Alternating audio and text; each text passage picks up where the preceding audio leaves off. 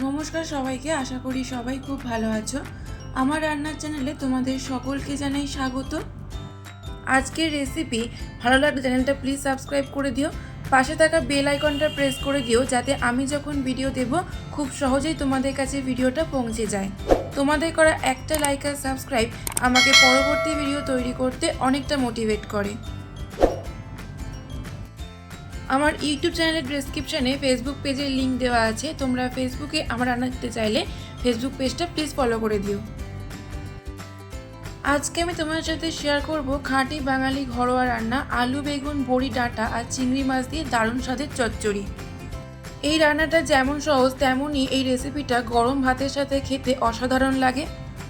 আমি step by step দেখিয়েছি যাতে যারা নতুন রান্না শিখছো তারাও খুব সহজেই এই রেসিপিটা করতে পারো।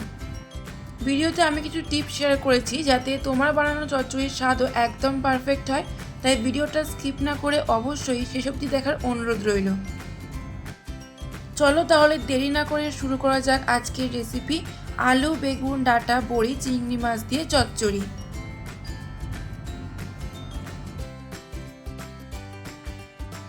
আলু, বেগুন, ডাঁটা, বড়ি, চিংড়ি মাছ দিয়ে চচ্চড়ি বানানোর জন্য আমি এখানে একটা বড় সাইজের আলু, একটা বড় সাইজের বেগুন লম্বা লম্বা করে কেটে নিয়েছি।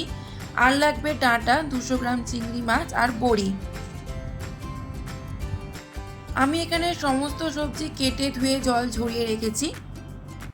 চিংড়ি মাছগুলো আমি কেটে পরিষ্কার করে ধুয়ে নিয়েছি। প্রথমে কড়াইতে পরিমাণ মতো সর্ষের তেল দেব। তেল গরম হয়ে গেলে তার মধ্যে দেব কেটে ধুয়ে জল ঝরিয়ে রাখা বেগুন। 2 থেকে 3 মিনিট মিডিয়াম টু হাই ফ্লেমে বেগুনগুলো ভালো করে ভেজে নেব।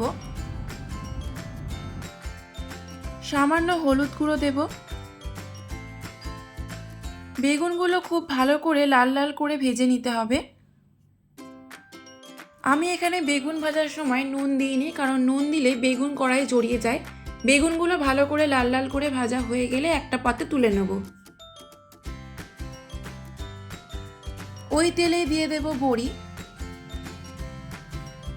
বড়িগুলো মিডিয়াম ফ্লেমে লাল লাল করে ভেজে তুলে নেব।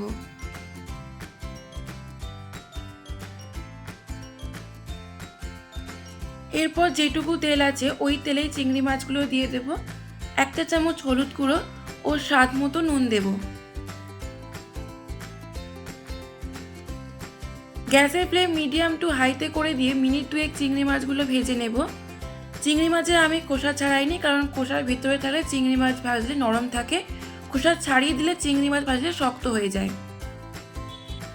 চিংড়ি মাছ খুব বেশি সময় ধরে ভাজার দরকার নেই।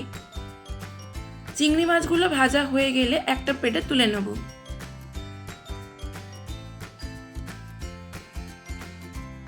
কড়াইতে আবারও পরিমাণ মতো সর্ষের তেল দেব। তেল গরম হয়ে গেলে ফোড়নে দেব শুকনো লঙ্কা 5 ফোড়ন।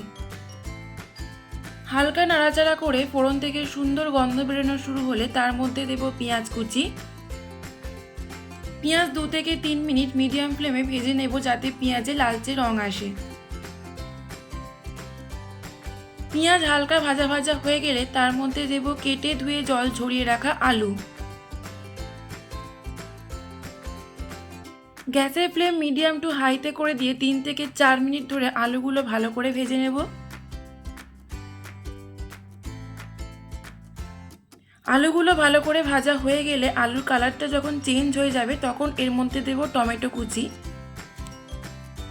1 চা চামচ জিরে গুঁড়ো, 1 চা চামচ ধনে গুঁড়ো, 1 চা চামচ হলুদ গুঁড়ো, আদা রসুন বাটা, স্বাদ মতো নুন, সামান্য চিনি। সবকিছু দিয়ে আলুর সাথে মশলা ভালো করে কষাতে হবে।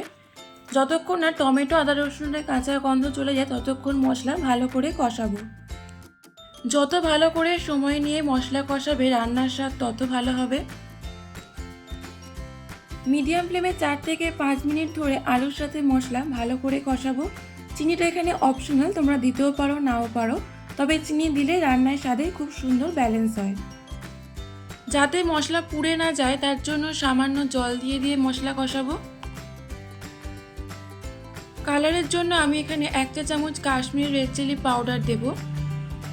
সব কিছু আবারও মিডিয়াম ফ্লেমে 3 থেকে 4 মিনিট ভালো করে কষিয়ে নেব। সব কিছু ভালো করে কষানো হয়ে গেলে পরিমাণ মতো জল দিয়ে দেব। যেহেতু এটা খুব বেশি ঝোল হবে না, মাখা মাখা হবে, তাই জলের পরিমাণটা বুঝে দিতে হবে। ফুটে উঠলে এর মধ্যে দিয়ে দেব ডাঁটা, ভেজে রাখা চিংড়ি মাছ, ভেজে রাখা বড়ি। হালকা হাতে নাড়াচাড়া করে আবারও কিছুক্ষণ ফুটতে দেব। ঝোলটা একটু কমে এলে তার মধ্যে দেব ভেজে রাখা বেগুন। সবকিছু ভালো করে মিশিয়ে নেব।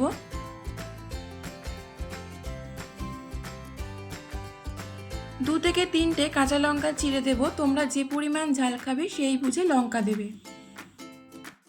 আবারও 3 থেকে 4 মিনিট ফুটিয়ে গ্যাস অফ করে 2 থেকে 3 মিনিট স্ট্যান্ডিং টাইমে রেখে নামিয়ে নিলেই রেডি আলু, বেগুন, ডাঁটা বড়ি, চিংড়ি মাছ দিয়ে চচ্চড়ি। আশা করি রেসিপিটা তোমাদের ভালো লেগেছে। গরম ভাতের সাথে তোমরা অবশ্যই একবার ট্রাই করো। আমাকে কমেন্ট বক্সে লিখে জানিও তোমাদের কেমন লাগলো। যারা আমার চ্যানেলটা সাবস্ক্রাইব করে আমার পাশে তাদের অসংখ্য ধন্যবাদ। আর যারা এখনও সাবস্ক্রাইব করোনি তাদের সাবস্ক্রাইব করার অনুরোধ রইল। আবার দেখা হবে নতুন একটা রেসিপি। ততক্ষণ সবাই ভালো থেকো, সুস্থ থেকো আর সবাইকে ভালো রেখো।